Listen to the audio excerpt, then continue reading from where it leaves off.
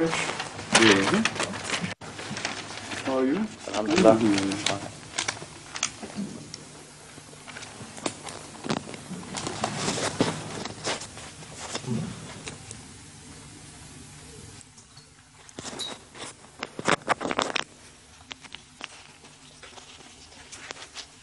This is better. Okay. Assalamu alaikum. Shall we start? Please welcome them. بسم الله الرحمن الرحيم والصلاة والسلام على سيد المرسلين وخاتم النبيين محمد المصطفى صلى الله عليه وعلى آله وسلم.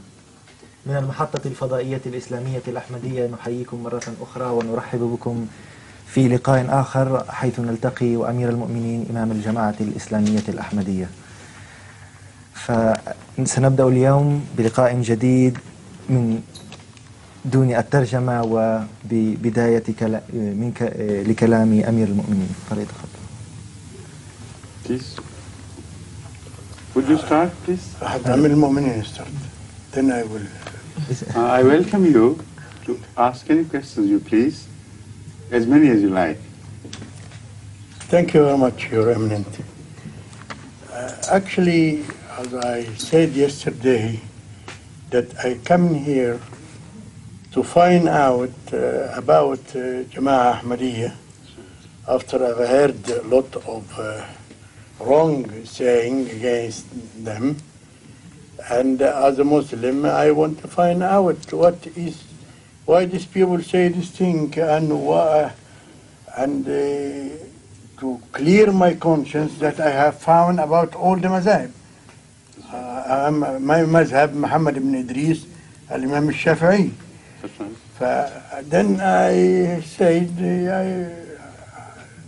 these people, all Pakistan, I haven't heard an Arab say anything against Ahmadiyya. Never seen any of the Arabs say anything against Ahmadiyya, or they don't care, perhaps. But all are Pakistani, which I knew them. They're not my friend. I knew them. We met in the mosque, and that's all. And what make me come in not for any purposes, but I want to find out. Then until I come here, this is my third day, I think. And your Eminence yesterday said, when I asked you about مؤسس الجماعة الأحمدية حضرة مرزا غلام أحمد, whether he was a Nabi or Rasul or something. What he was. And you sort of think. And I have heard the thing, but if I seen the video, maybe I'll be able to comment more. But that's of course. Then I would like to know if there is any proof. I'm not come here as munazara. I'm not munazara. I know. I'm sorry. Don't have to. I told you, see, because maybe don't have to apologize, please. No. I'm not munazara you because I'm not. I haven't got the power. Even if you had come from Munazara, I would be ready. No, I'm not come from. I know. I'm coming Still, to find a fact to find. You come just to find facts. Yeah. Yes. And if there is any proof that Hadrat Mirza Ghulam Ahmad Was true. alayhi salam Was true. pardon?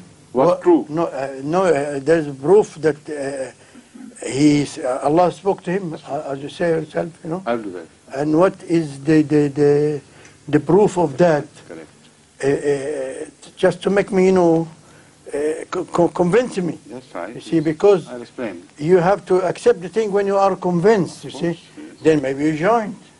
But Yes. if you don't convince, you can't. You see. You have, of course. You see, you have raised so many questions incidentally. Yes. Although you, in the end, you developed one question. But as you spoke, questions began to arise here and there and there. That's right. So first of all, let me inform you that it is fortunate for you that you have as yet not met an Arab who speaks against us. But they are professional Arab mullahs installed here and there The shuyukh. by many governments. Shuyukh, that's Yes, right. and I read something which Yes, that's written right. against. And they are very bitter. Yes. The only difference between them and the Pakistani shuyukh is this, that Pakistani shuyukh tell them about us and they accept them. I have not yet found a single Arab who himself has studied Ahmadiyyat and became the enemy of Ahmadiyyat, because they do not know anything. So as such, when they hear things, then they are charged with the hatred and the will to destroy Ahmadiyyat, which they cannot, of course. But the reason why they do it is because they hear. Not even read. Whatever little they read is from the pens of the enemies. Politics. That's right, of course. But again, I remind you of one other thing which you mentioned. He said, I have come here to investigate. The most important... Not investigate, of course, to learn. To learn, that's okay, Yes. okay, learn. Yes, And to be satisfied. that's right. You see, when Hazrat Ibrahim alayhi salatu wasalam inquired from Allah, Rabbi arini kaifa tuhil mauta. ولا لم تؤمن ولم قال تؤمن. بلى ولكن اطمئن قلبي. That is That's it. what I've come here for. Exactly. That's what I told him. Acha. And that's what I'm telling you now. I know this. So no problem. Itminan qalb will come from Allah, inshallah. Inshallah. It comes from heaven. It doesn't come from Munazara at all. It only descends from God. So He will descend that, because I know you to have a true heart. As long as you have a true heart, there is no fear. Absolutely. Allah does lead such people to the truth because they belong, and you will not be satisfied anywhere else, I assure you this. Do whatever you may, once you know us, it is to find people for which you have been yearning throughout your life. And you will never be happy elsewhere now, unless you belong where you actually already belong. The Ahmadis, apparently new converts, but who come to me from all nationalities. Recently one came from Canada, and he only came during the Ramadan to spend a few final days of Ramadan with us. And what he told me was this: look here, I'm apparently new, but I have a sense, a feeling that I have always belonged here. Only I was late finding where I belonged. So this is what happens to all true people with the grace of Allah. But I have other things to tell you, inshallah, after he is translated. Inshallah. You know, he is a young man learning translation. Yes, and we both support him, don't we? Of course, we have to. Correct. We need the young people. He deserves this. Yes. لقد ذكر السيد بأنه سبق وذكر أنه جاء ليبحث عما يقال عن الجماعة الأحمدية من قبل الباكستانيين تجاه هذه الجماعة. فرجع إلى جواب أمير المؤمنين البارحة وقال: إني ما جئت للمناظرة، وإنما فقط لإيجاد الحقائق التي تتعلق بهذه الجماعة. فقال: هل هنالك براهين على أن الله سبحانه وتعالى كلم سيدنا أحمد عليه الصلاة والسلام؟ وقال: ما هي تلك البراهين كي تقنعني ولكي يطمئن قلبي؟ فقال أمير المؤمنين: من خلال كلامك ظهرت هنالك وطرحت أسئلة كثيرة، ولكنك لخصتها بسؤال واحد في النهاية. وقد ذكر من ضمن ما ذكر الأخ أنه لم يلتقي بأي شيخ عربي يتكلم معاديا للجماعة الإسلامية الأحمدية. I didn't say أي شيخ عربي because there is lot of Sheikh Arabi which talk against Ahmadi. Any Arab, normal, common man. Man like me. That's right, I understand. But all ordinary Arabs. Shuyukh, that's right, yes. They talk bad all the time. This is and I read about them. That's why I said I know there are many shuyukh who will talk against us. He say shuyukh, but he didn't say shuyukh. No. So listen to him very carefully. Shuyukh they have, they are. Yes. Even this which I give it to has been given to this is a beautiful difference which he has noticed. Among the Pakistanis, you don't have to find a sheikh to speak against us. Pick any Tom, Dick and Harry and he will start talking against us. But among the Arabs, it is only some shuyukh which speak against, but the common Arabs are not concerned. Either they are not concerned or they are better in their attitude. Why should they start speaking against anybody without personal knowledge? That's right. Right? That's right. Please. That's right. لقد صححني الأخ حيث قال أني لم أقول لا يوجد هنالك أي شيخ عربي يتكلم معاديا تجاه الجماعة، وإنما قصدت من العرب البسطاء عامة. فقال أمير المؤمنين هذا صحيح، هذا الفرق، فإن من الباكستانيين خذ أي شخص إن كان شيخا أو غير شيخ فتجده معاديا للجماعة الإسلامية الأحمدية. ولكن في العرب يقول أن هنالك بعض المشايخ المعادين للجماعة ويتكلمون بشكل عدائي تجاه الجماعة، ولكن العرب بشكل عام إما لا يهمهم هذا الموضوع ولأنه لا يرون أي دافع ليتهجموا على الجماعة الإسلامية الأحمدية. So the next thing which he pointed out was that he is really in search of truth. That's all. My first answer is that truth can be sought not only through arguments but also through other means. One way of finding truth was mentioned by Hazrat Isa alayhi salatu wasalam. He said the tree can be recognized by the fruit it bears. Now, if it is a bitter, poisonous tree, it's impossible for the tree to bear delicious, healthy, palatable fruits, good to look at as well. So if a tree is bearing good fruits, however much you hate it, you can't change the character of the tree.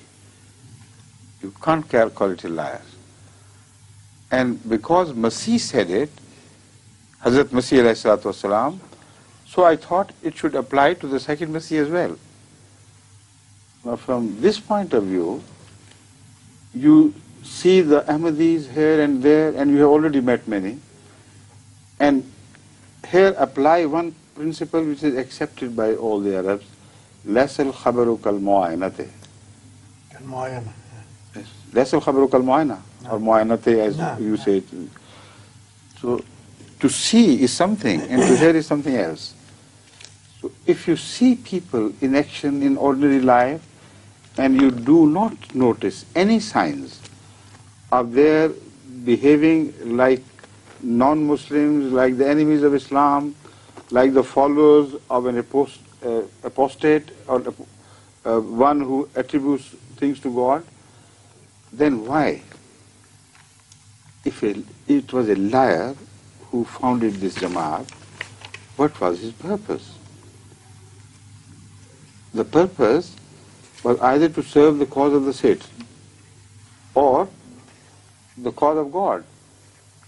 No, a liar cannot make good God-fearing people who in their ordinary life are not only good but better than others.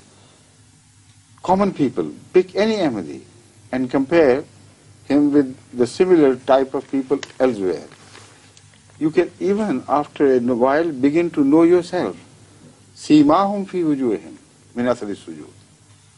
This is one truth which is visible, and this is what the Holy Quran tells us about in Surah Al-Araf.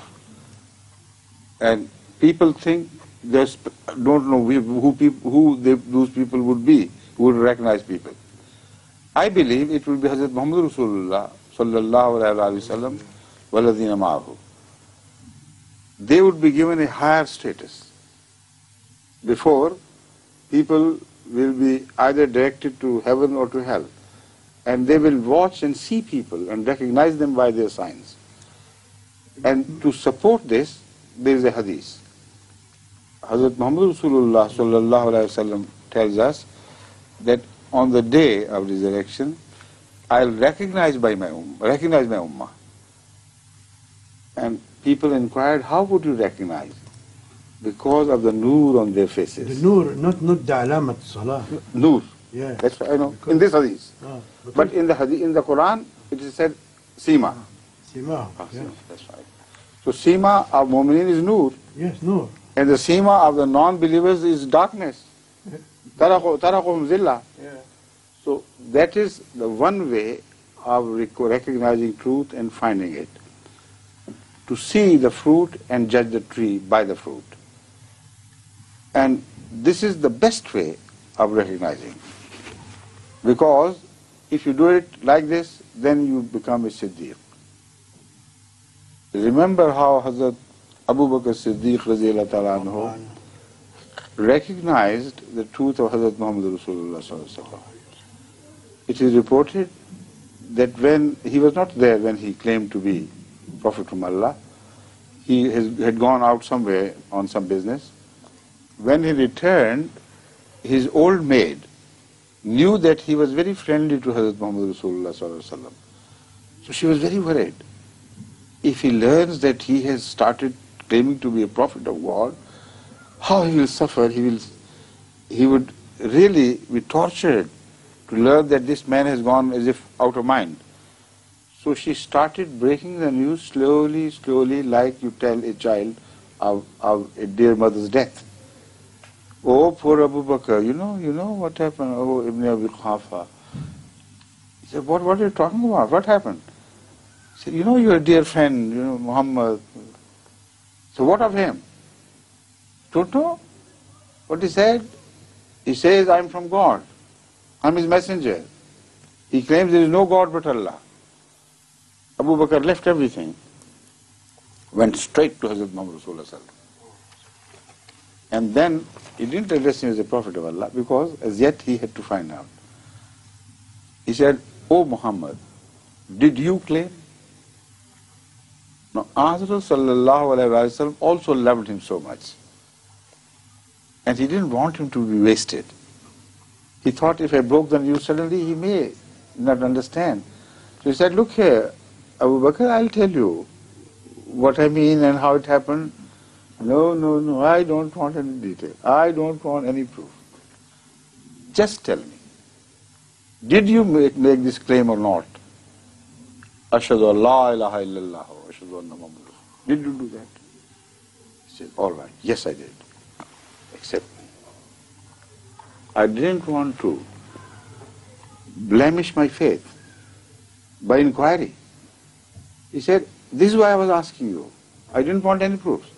I know you, and you are the proof of yourself. No better proof can be sought." This is exactly what Hazrat Masih Maud has said about Hazrat Sallallahu Alaihi Wasallam.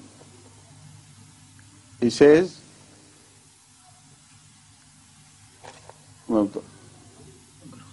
Agar khahi, it's Persian verse, but I think you understand what I'll explain. Agar khahi, dalili, ashiq ashbash, Muhammad has burhan Muhammad. If you want an argument, a proof and evidence in favor of Muhammad Rasulullah, fall in love with him. Because beauty is the proof of beauty itself. Muhammad is the proof of Muhammad. So this is what we have to learn.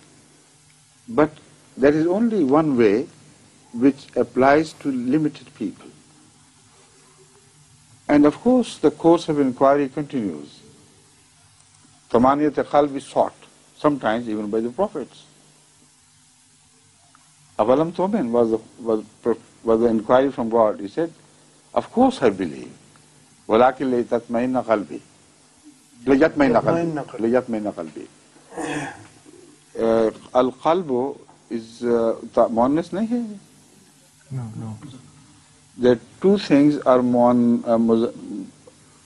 the pairs are muannas. And the single is muzakkar in organs, human organs.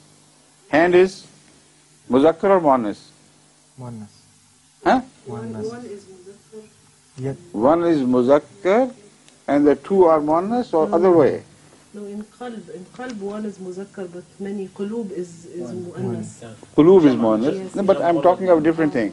I read once a rule in the grammar which said that all the organs which are in twos belong to one tense, and all the organs which are singular, they belong to another tense.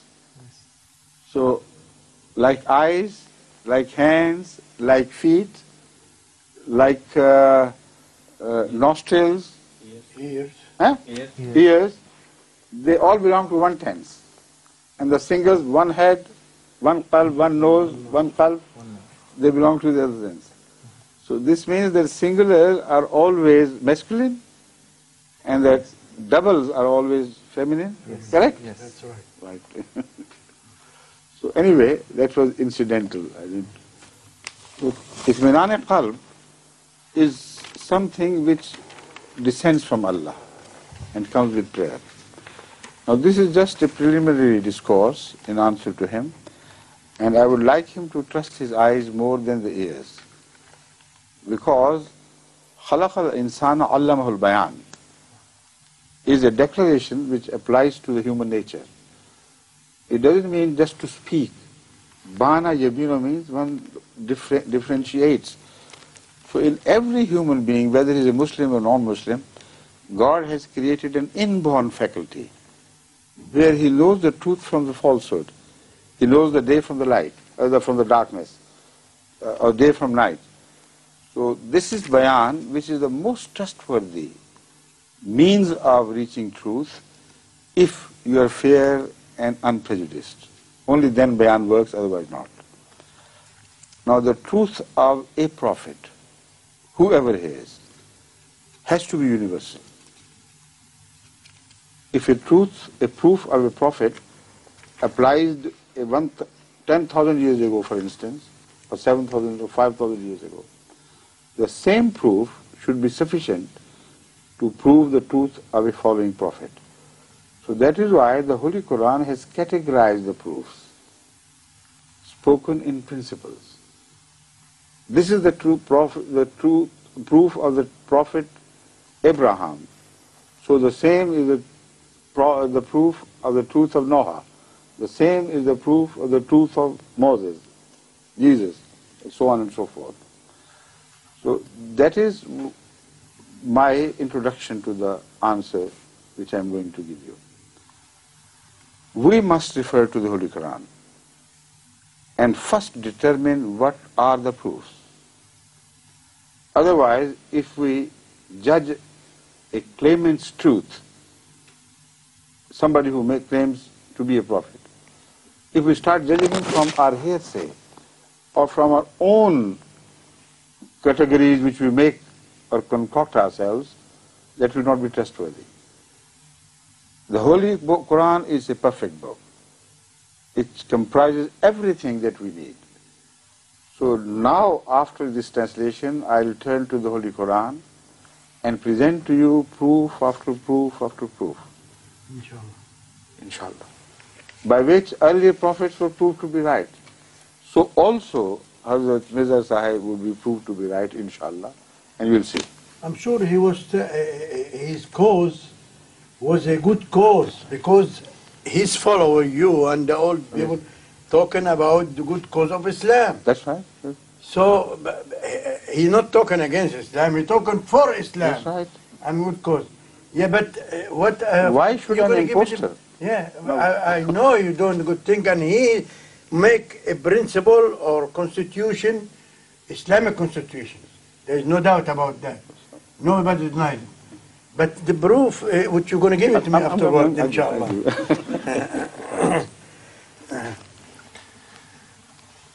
فقال أمير المؤمنين بأن بالنسبة للمشايخ I didn't finish the translation. Oh, I'm sorry. Please continue.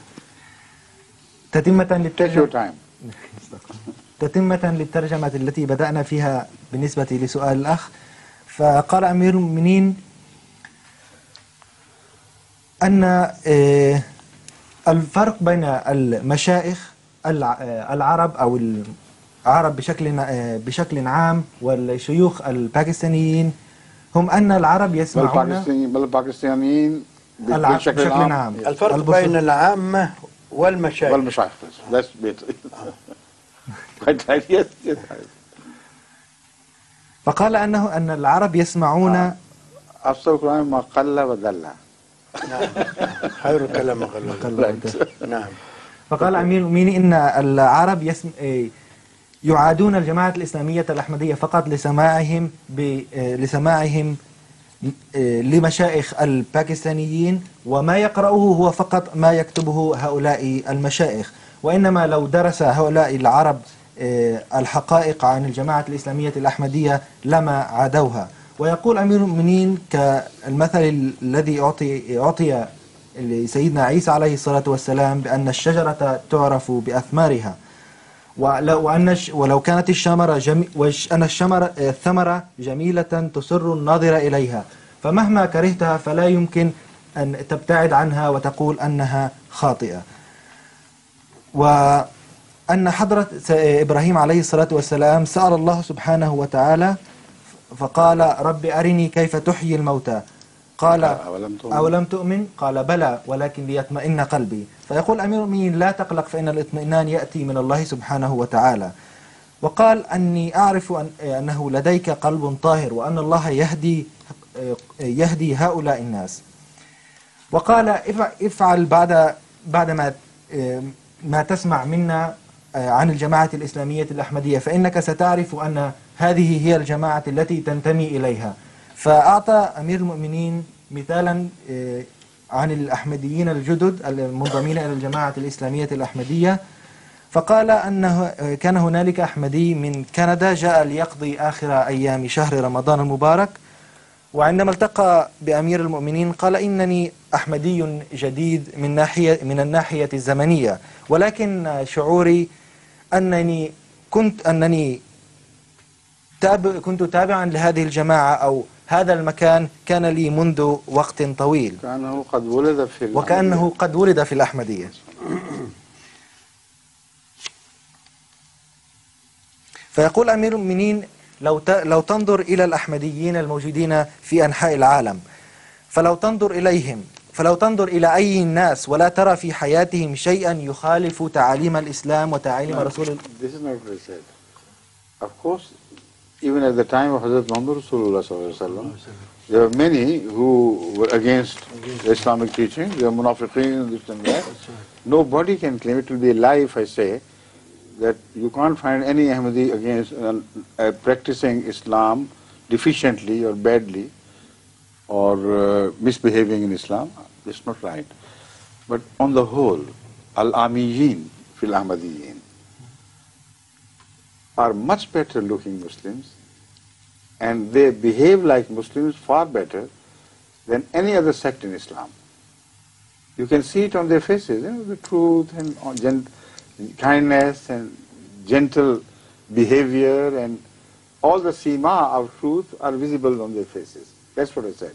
Yeah. But of course, everybody has some hidden defects. Allah knows best. Yes. You can't claim. لا تزكوا أنفسكم. هو عالم بمن اتقى. You cannot generalize. No, you can't generalize. فيقول صححني أمير المؤمنين وقال أنني قلت لو تنظروا إلى الأحمديين بشكل عام في العالم سترونهم أحسن اتباعا من المسلمين أو من الجماعات الأخرى المسلمة تجاه تعاليم الإسلام بشكل عام. وتستطيعوا أن تروا ذلك في وجوههم.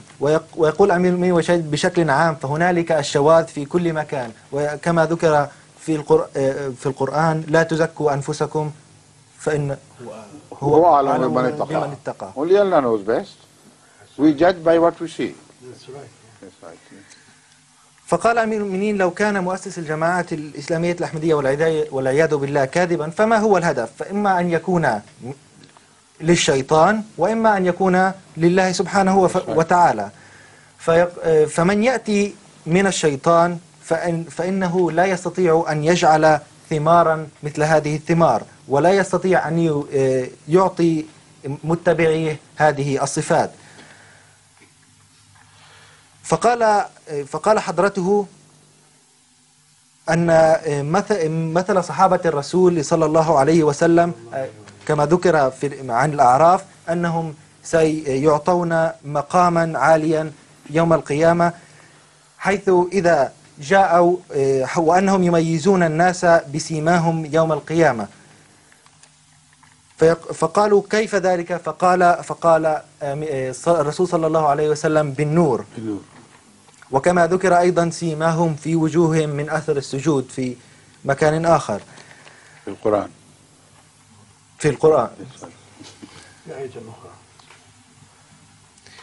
وأما بالنسبة لغير المؤمنين فكما ذكر أمير المؤمنين وذكر عنهم ترهقهم ذلة وقطرة أيضا، وأن وجوههم شاحبة ومظلمة.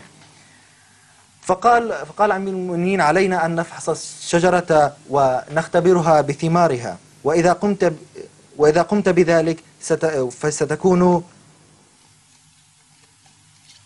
فستكون كما ذكر عن أبو بكر الصديق رضي الله عنه، حيث خاف. Was the lady? No. The lady. He was not in Mecca when Hazrat Muhammad Rasulullah sallallahu alaihi wasallam made the claim that he was appointed by Allah as messenger. He has gone out on some business of his. When he returned, he didn't know what had happened behind. So his old maid servant, who was, right from the old times, she was there in the house, I remember almost. She was afraid for Abu Bakr. She said, she thought if I told him what had happened, it may shock him. It may,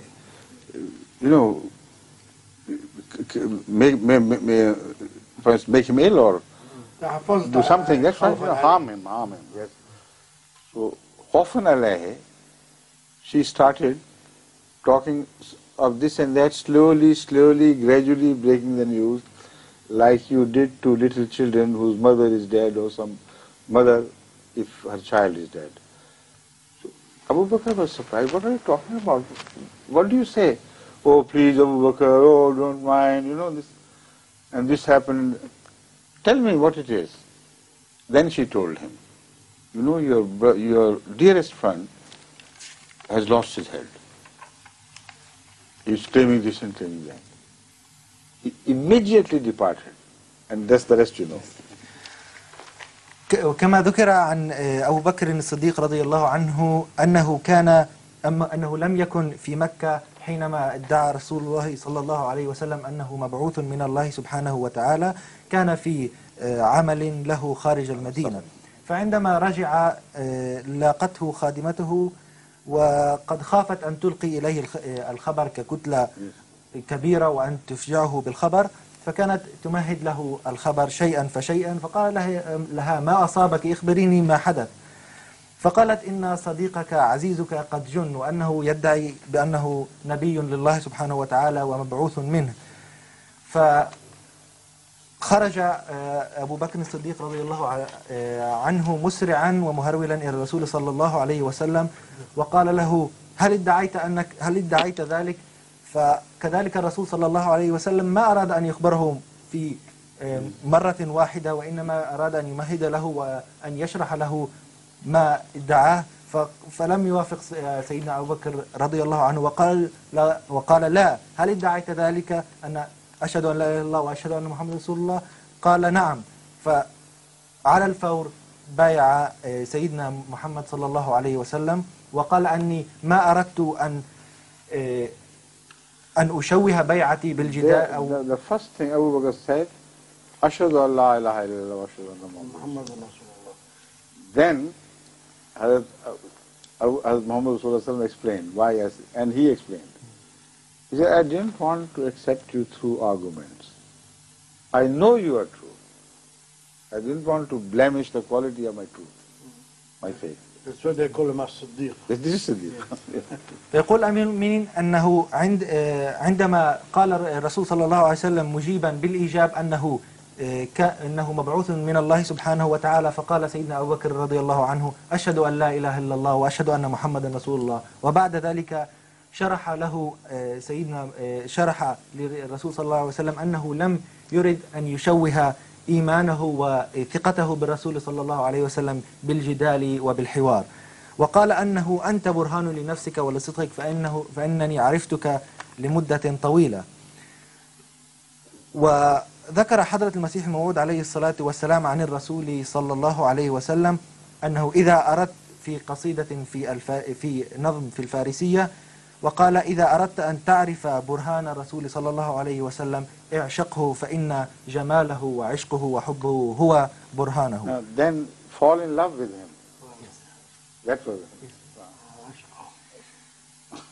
اعشقه فجماله هو برهانه. Right? Good. You said it, I don't follow.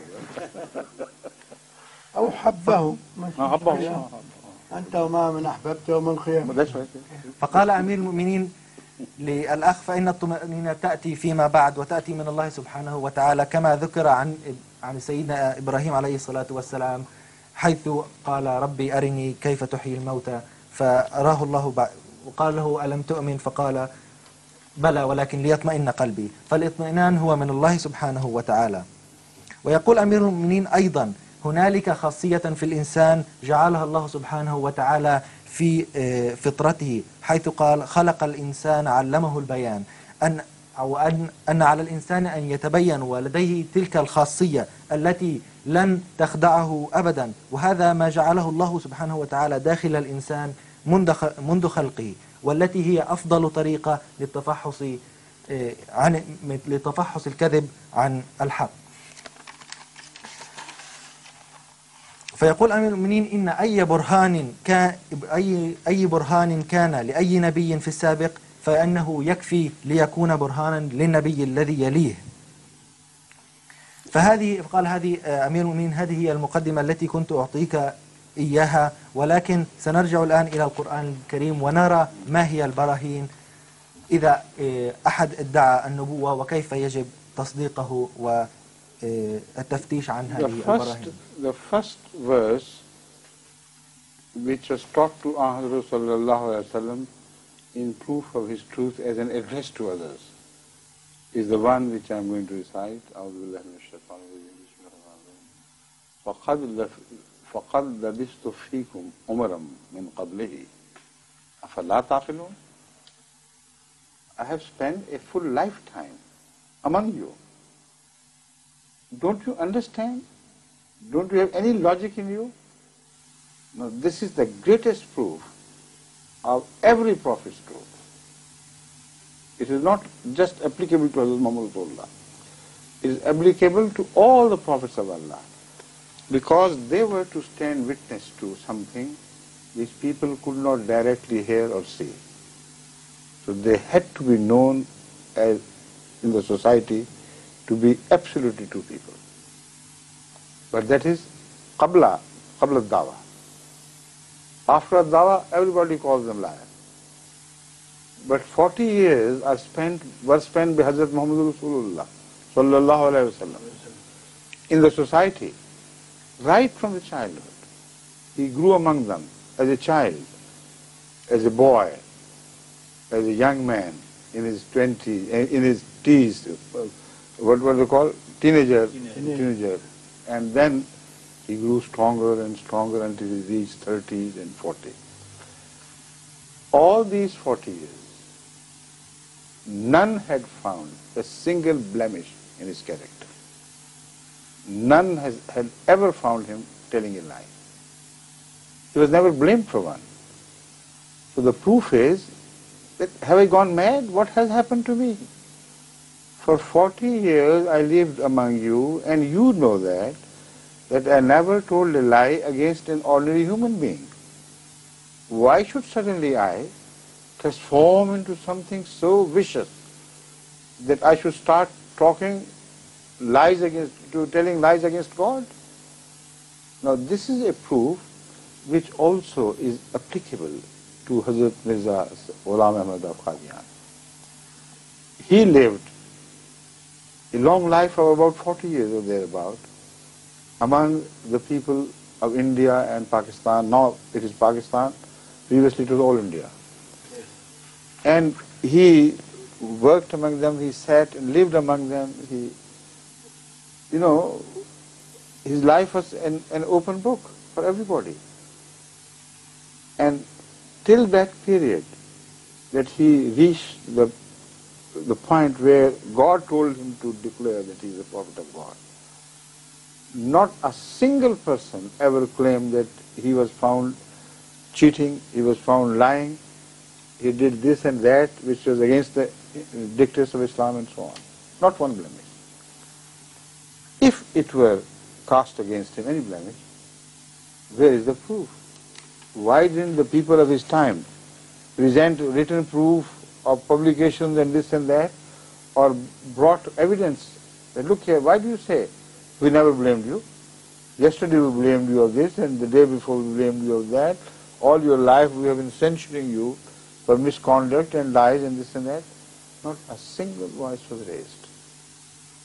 Even now when you read the literature, anti-Ahmadiyya literature, you will not find any proof of the enemies, now turned enemies, I mean, pointing out at his falsehood, his lies, telling people that, look here, he is the habitual liar, so he made a lie. So if this proof is valid in the case of other prophets of Allah before him, then it should be valid about him as well. Why should you make a differentiation between him and others? About Hazrat Saleh, his people said, Kunta marjuvan fiya. People were looking up to him with hopes. And suddenly, he started telling lies. Now this proof is not as simple as it seems. It is much more profound and widely applicable in so many spheres of human activity.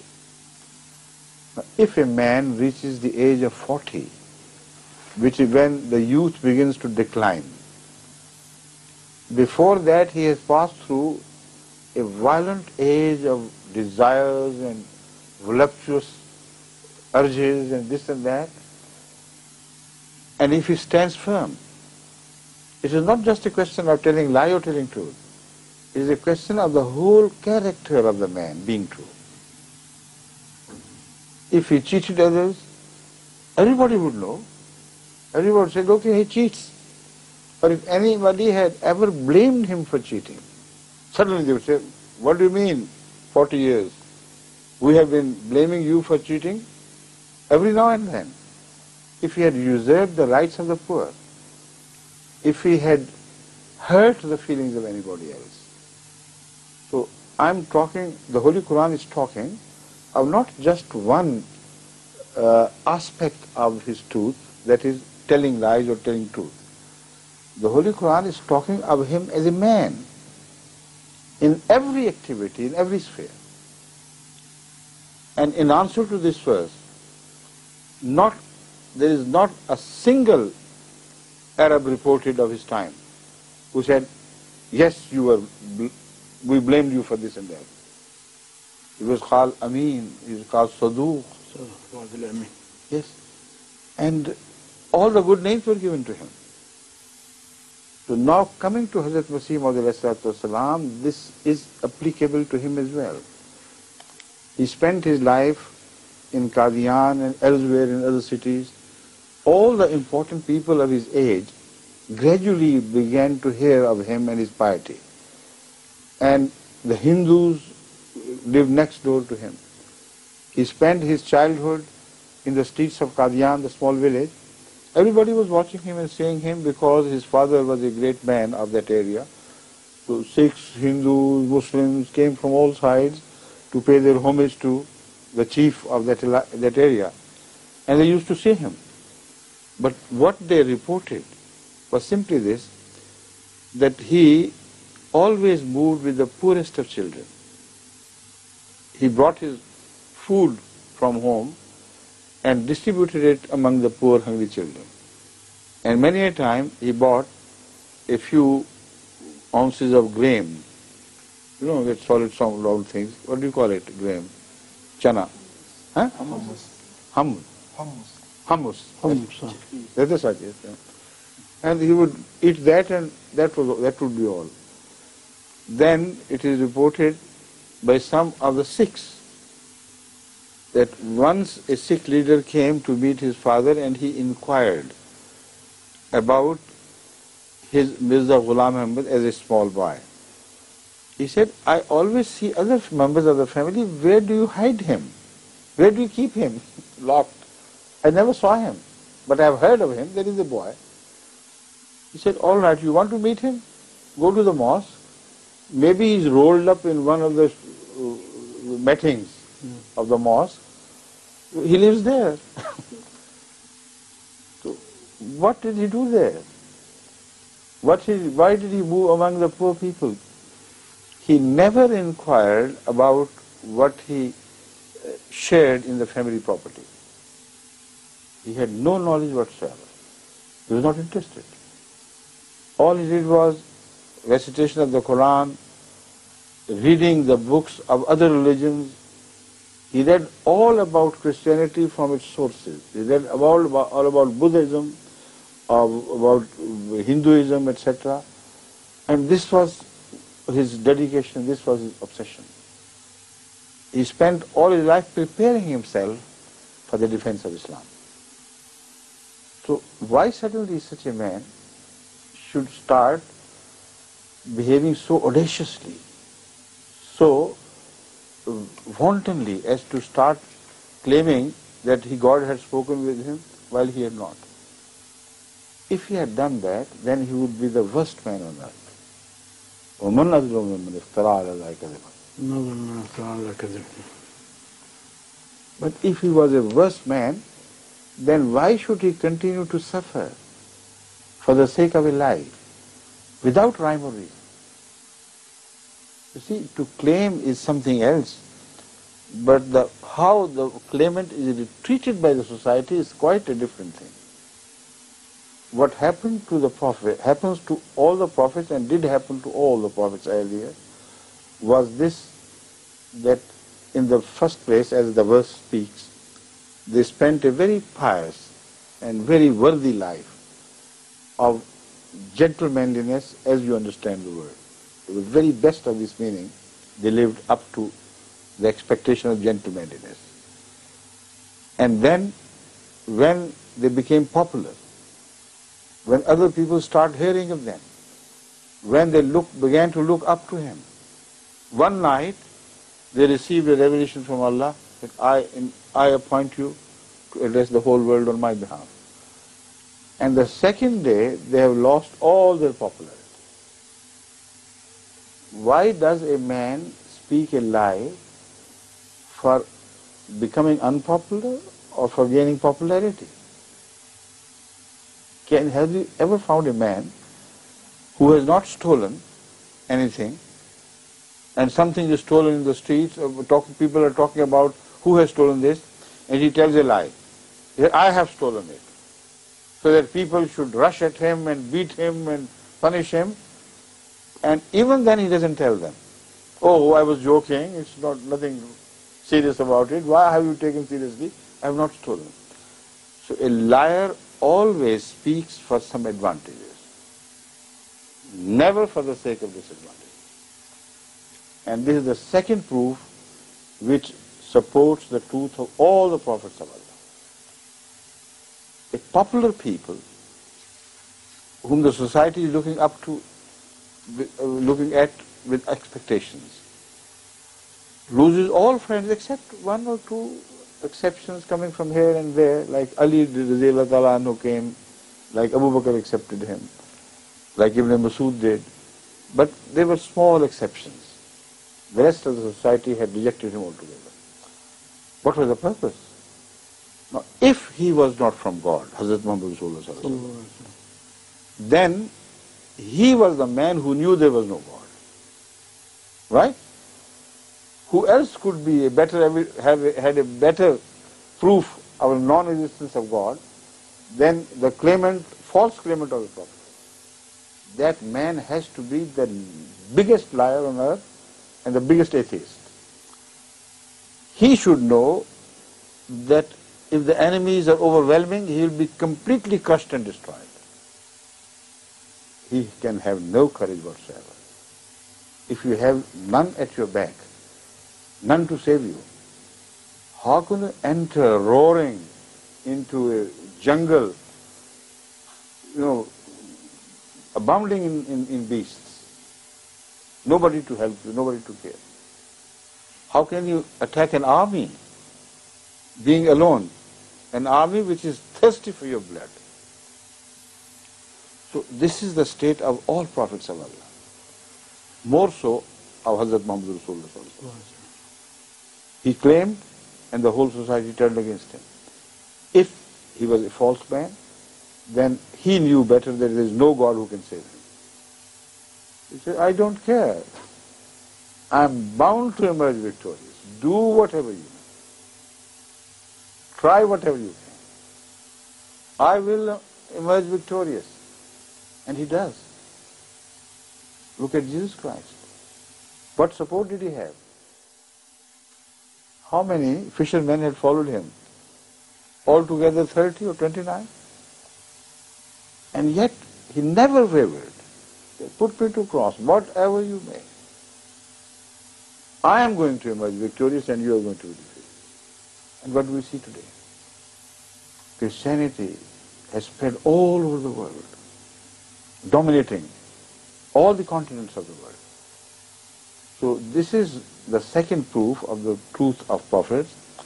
They claim of victory when there is no reason whatsoever to believe that they can become victorious. This is what Mirza Ghulam Ahmad of Qadian said. He said, you left me alone. I know. But God says to me, tells me, that they have rejected you. But God has not rejected you. And He will see to it that your message spreads reaches all the corners of the earth. Now, what do you see today here?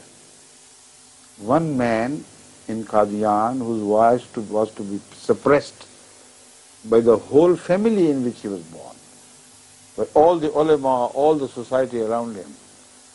He said, no problem, no question, I will not be destroyed. God has told me I will carry your wife to the corners of the earth. Now this MTA is a proof. The only Muslim television in the world which sprang as a fantastic, new addition to the world of religion, which is dedicated to the spread of Islam, while we are a very poor community. There are huge wealth like mountains lying under the feet of oil kings. They couldn't do it. And this voice, the voice of Mirza Ghulam Ahmad of Qadian, is now being carried to all the corners of the earth. What sort of liar that he was? He was one voice. And that was also drowned in the noise and tumult of that period. And now he's spreading. So that is the second category of truths mentioned in the Holy Quran, but I'll come to them later because there is so much to be translated. Eh? Yes. Or would you like to translate now? Very little time. Let's pass on to another. Because then you can translate together in one piece. Yeah, the best way. That was it. Now, another verse of the Holy Quran speaks of the confrontation of a small, apparently weak, unaided claimant and the rest of the society. And the proof of his truth, which is mentioned in the Quran, is أَفَلَا يَرَوْنَ أَنَّا نَعْطِي الْأَرْضَ نَنْقُصُهَا مِنْ أَطْرَافِهَا أَفَهُمُ الْغَالِبُونَ. Are they blind? Don't they see? At every confrontation, you, the holding the largest possible majority against a single man or a few followers of it. Every time you come to clash, your ground is narrowed. His ground increases, bit by bit. But it always happens that he continues to grow bigger, and you continue to grow smaller. Afahumul ghalibun, will such people become victorious who lose grounds. So when has Ahmadiyyat lost ground against all the enemies? We have confronted all the religions of the world on behalf of Islam. In Ahmadiyyat you will find the prophecy of the Holy Quran fulfilled. لِيُظْهِرَهُ عَلَى الدِّينِ كُلِّهِ هُوَ الَّذِي بَعَثَ أرسلك في أرسل الأميين رسوله بالهدى ودين الحق لِيُظْهِرَهُ عَلَى الدِّينِ كُلِّهِ. Who is making a concerted effort, not dependent on any money which is received from powerful rich people, but money which is collected by the community members themselves? Show me one Jamaat in the world of this character. And this is the sign of the truth, that they, the weak people, they begin spreading and nobody can stop them. And those who are proud of their greatness and their majority, they begin to lose their majority bit by bit, bit by bit. So ultimately, those who gain, they must become victorious. Then the Holy Quran speaks of the people who follow prophets, true prophets, and presents them as the proof of the truth of the prophets whom they follow. Because the covenant they make with the prophets is impossible to be made by liars. So the people, a prophet attracts around him, gathers around him. They also must be true. And they must carry the proof of their truth. Then it is not just one man's truth which stands witness in his favor. It is the collective truth of all who gathered around him. How can you test the truth? Only by sacrifice. That is why the Holy Quran says, إِنَّ اللَّهَ اشْتَرَى مِنَ الْمُؤْمِنِينَ أَنفُسَهُمْ وَأَمْوَالَهُم بِأَنَّ لَهُمُ الْجَنَّةَ. Why should God put believers to such trials? Leave your property, your wealth. Come offering your lives. If those who called who answered the call of Hazrat Muhammad Rasulullah were false people, then they could not have sacrificed whatever they had. They abandoned their sayada, they abandoned their wealth, they abandoned the tribes in which they were held with honor. Abu Bakr left all he got, and what they left for himself, her family. Exactly. تَرَكْتُ لَهُمُ اللَّهُ وَرَسُولُهُ. That's all. Everything. And came running to Hazrat Muhammad Rasulullah. So the truth begins to spread and give birth to truth. That is another sign that the truth multiplies and the falsehood begins to disappear. So Hazrat Masih Maud, when he claimed all who gathered around him, if they were rewarded by some monetary advantages, some honor, some worldly wealth, etc., then I would not believe in him, because it never happened in the history of prophets. Whenever prophets call people to their path, you have to pass through fire. You have to pass through streets where they stone at you. You have to pass the roads on which there are highway robbers. And nothing is safe for you. Even your parents turn your enemies. Even your brothers become bloodthirsty. Your sisters abuse you. Your mother says, run away from us. Don't show us your face. How can a man suffer this trial with success if he has not seen the truth? So they become the proof of the truth of the claimant because of these sacrifices. Otherwise, God is not the enemy of those who believe. Why should he make them suffer so much? Because for the truth to emerge as truth, it is essential. And the quality of life improves when you suffer for the sake of truth. Now, did this not happen in case of Hazrat Masih Maud? This is the question. Find out. It is happening now in Pakistan, elsewhere, where Ahmadis are made to pay sometimes with their lives, sometimes with their honor, sometimes with their property, sometimes in terms of sacrifices of their dear ones, just because they claimed, they accepted the claim of the Ghulam Ahmad Afghani. Why so many? Hundreds of thousands now, reaching 10 million people in the world or more, who come from all shades and all walks of life, from all colors, all countries, all continents. They say, yes, we are ready to offer everything in sacrifice, but he is right. Is this not the proof of the truth?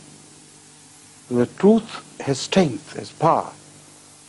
It proves itself by making people offer sacrifices continuously. So such people are either mad or true. There is no third option. That is why the enemy was left with no option. They started calling Hazrat Muhammad Rasulullah mad.